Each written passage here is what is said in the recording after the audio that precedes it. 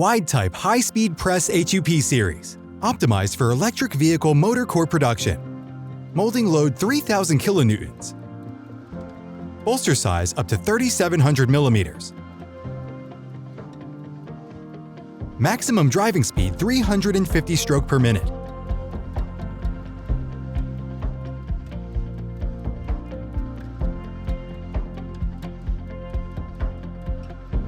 The 4 connecting rods and 4 post guide structures maintain slide precision from the occurrence of heavy loads, enabling stable production of large molds. We developed all our own loop controllers, push-pull feeders, and scrap cutters controlled by servo motors. Integrated control is one thing, and the devices are perfectly synchronized with each other. It accurately transfers the material even at high speed with a thin sheet of iron plate.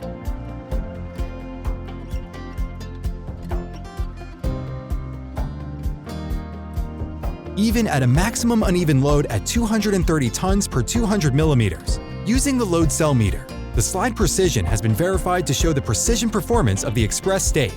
Provide the customer with permissible tonnage range data according to the uneven load. Motor core molds that can be safely produced. It helps users make judgments easily.